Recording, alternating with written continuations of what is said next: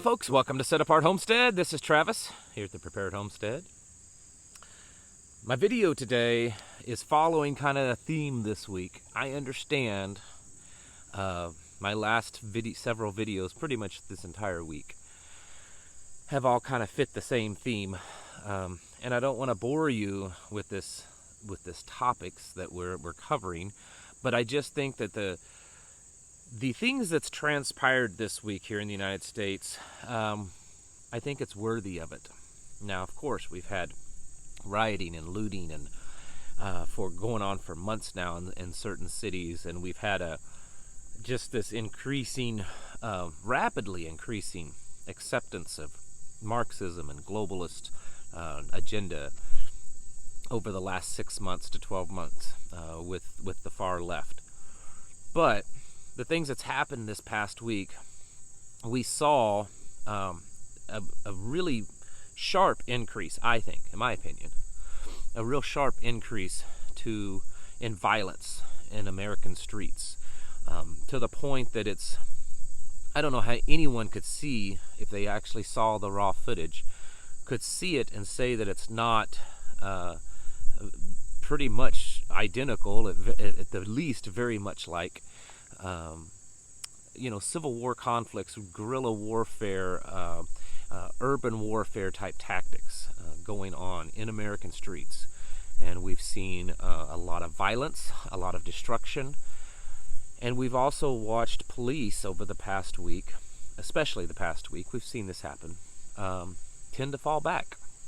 It's like they try all their less lethal tactics on crowd control, and when they don't work, they just kind of retreat. We also saw this week for the first time, really, one individual that appears to have not been doing anything really wrong or illegal. He was trying to defend private property from being destroyed because it had been destroyed. The properties around him had been destroyed for several nights before. And he and other people were taking a stand and trying to prevent that. And when he was attacked, he defended himself, and 2 people ended up dying because he defended himself. And while there's no outcry from the media, and we're not seeing mass arrests and prosecutions of people that are, committing these acts of violence against property and even violence against individuals, they chose this one person that was defending himself to arrest and now have charged him with multiple first-degree felonies, definitely enough that if he were to be convicted, would spend the rest of his life in prison, all for defending himself. So I think that of all that's happened this week, it's definitely worthy of our attention for a few days. In the last couple of days, I've talked about how we in America have to stand up. We have to resist this. We have to resist this takeover. And that they think that they are going to win based on their technology. They think that they can win without firing a shot, that they will just win over enough people that they will take control, and the rest of us will just fade into darkness. And I made comments and opinions on that, but today I want to talk about do you think that could really happen? Do you think that there are enough Americans, even ones that oppose, and let's just take that, let's not even talk about the left, let's just talk about the folks that we would consider, patriotic Americans, would they bow down that quickly? And an idea that I got for this video, I watched a show. We don't even have TV, but occasionally, we'll watch, my wife and I or something may watch something on our phone if we can get enough internet out here, which is rare. But anyways, we watched this show called Colony. It's a fairly new show. We watched a few episodes of it, and I mean, it's it's a crazy show. Basically, the premise is that aliens invaded and very rapidly took over the planet, or at least America, because of their overwhelming technology and force. and made us basically all slaves.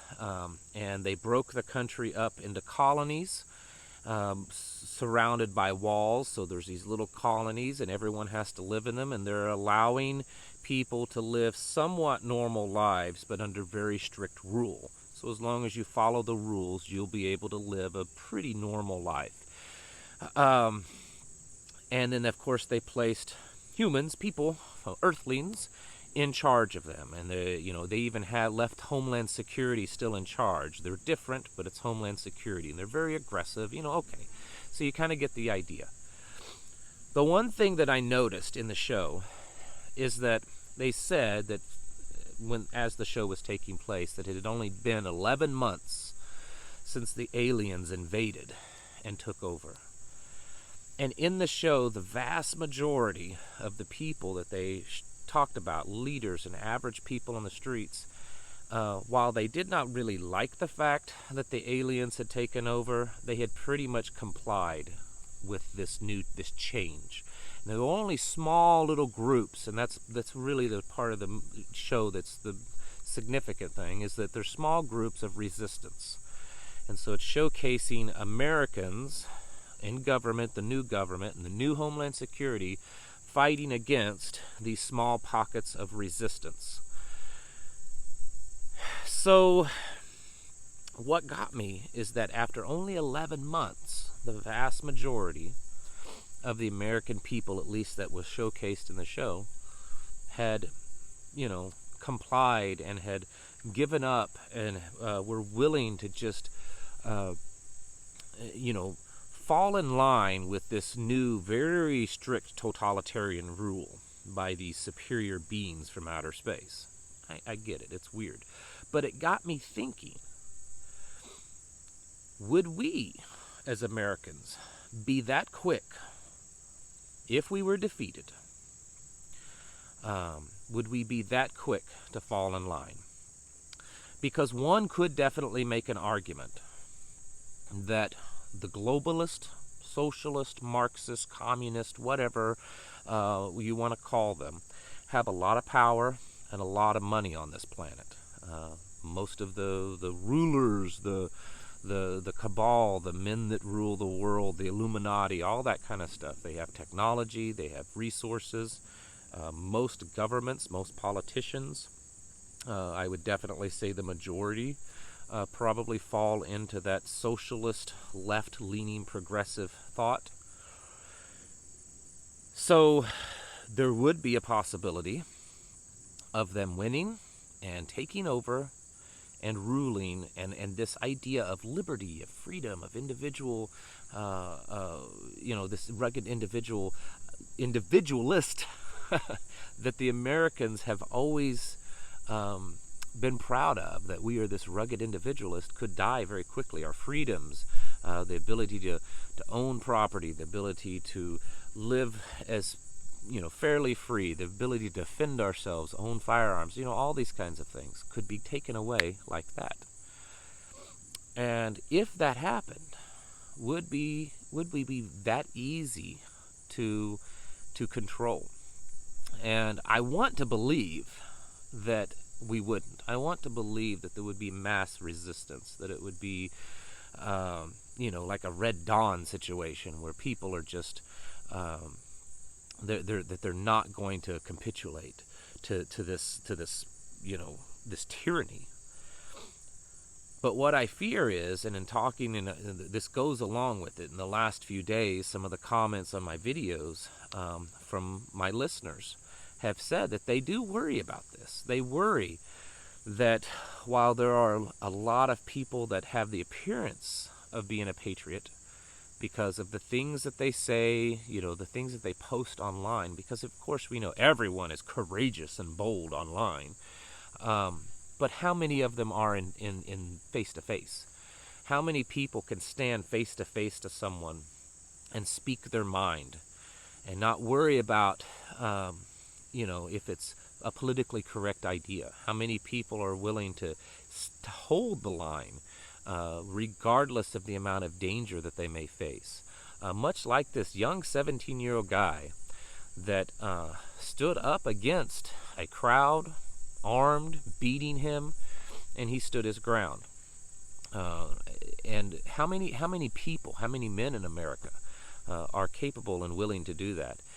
I want to believe it's still a lot, but to be honest with you, there are some times that I worry that we have softened so much as a nation, as a people, that it might become difficult to find enough. There are many people that talk the talk, and I've said this for years. When you hear gun owners, pro-gun, pro-Second Amendment people, they'll say, oh, there's, 80 million gun owners in America, or 100 million, whatever the new number is, the latest numbers of how many gun owners, how many guns, 400 million, guns, half a billion guns in America, whatever it is. But I don't really think you're going to see 40 million or 80 million people in America taking those firearms and using them to defend their freedoms. Maybe some, but I think there's going to be a lot of people, and it doesn't mean that they're cowards and weak. But look in history. Look at what happened in Nazi Germany. Look at what happened in communist Russia and communist China and other areas and other nations on this planet that have gone through very controlling and cruel totalitarian regimes just in the last century or two. They didn't just have to fight in a battle, against each other like the military would. They had to deal with them taking and kidnapping their wife and children and threatening them, raping their wife and children, murdering them, burning their homes down, taking their businesses, doing horrible things to them. And when those things happen, typically you see one of two things happen. You see someone that basically snaps and says, I have nothing left to lose, I'm going to fight till I fall over dead. Or you see someone that says, okay, you defeated me, you've taken everything, or you're threatening to take everything. I can't risk losing that. And they give up. This is a fine line that we have to be careful of. And I'm not telling you what to do or what not to do. I'm not telling you to stand your ground even when it risks losing your family. But what I am saying, that we are dealing with the people, and we are seeing it this week, because this is the reason why I'm talking about this video. Going back to the things that's transpired this week. We have this 17-year-old boy that I'm having a real hard time, and I've looked at it objectively, because I do that really for you, the viewers, and that's kind of how I am. I'm not the kind that just jumps on the bandwagon like, this guy's wrong, this guy's right. I want to dig in and look at it objectively and try to figure out, okay, has this person committed a crime? He didn't commit a crime by carrying the firearm. That was legal in that state. He didn't commit a crime by crossing state lines. There's no law against that. He didn't commit a crime by being there. He didn't commit a crime by firing and defending himself. He didn't commit a crime because he didn't run away. He went directly to the police and told them what happened and turned himself in. I cannot find where this young man has committed a crime. And yet the media is crucifying him. They're calling him a white supremacist. I believe Joe Biden has already done that. They're saying that he was part of these hateful groups, which there's no evidence of that. They're saying that he murdered these people, these innocent protesters, saying that they were unarmed, and there's plenty of videos showing that one was armed and the other one was, the one that was armed had a handgun, and he was a felon, so he shouldn't have even had the handgun. The other person was using a skateboard to beat him. He had bricks and rocks thrown at him. The entire media narrative is completely false. It's an absolute lie. They are crucifying this young man. And I believe that that's just a taste of what they're capable of. So what I'm saying is that with all the things that's happening right now and all the things that we say we're willing to take a stand for, you need to also become ready that if you take a stand, and I was trying to say this the other day when I was giving some ideas or talking about what you can do to fight back, you need to be ready and have it figured out in your mind where your line is in the sand, because I assure you they're going to push you. They're going to come after you, come after your family, arrest you, take things from you. This is their narrative. This is what they do. This is what they do here in the United States, and this is what they've done in every country that they've ever, done these types of revolutions. Whether they won or lost, this is their MO, is to cause havoc, to cause so much destruction, and to destroy individuals, destroy their characters. It's what this cancel culture now really is all about. And when that happens, because it's different, it's one thing to say, yeah, I'm man enough to, strap on and go out there in the battlefield and fight the enemy, and I may get shot and injured, and I may get shot and killed, but I'm willing to do that. But that's almost a little different than when they start attacking you in the way that they do, and you have no one in your defense. They're attacking your family. They're destroying your livelihood. You may lose your home, your job. You may lose your family. Separate the family. There are a lot of things that they are capable of doing that don't involve overt violence. In your face violence. They have very subversive ways of tearing you down and destroying you. And that is something that we have to realize, because we're dealing with a really nasty enemy here. Remember, I told you, this is really a spiritual warfare battle. Maybe not everyone believes that, and that's okay if you don't. But I know a lot of you know that. I know a lot of you believe that. And when we're dealing with this level, they will stop at nothing to get what they want.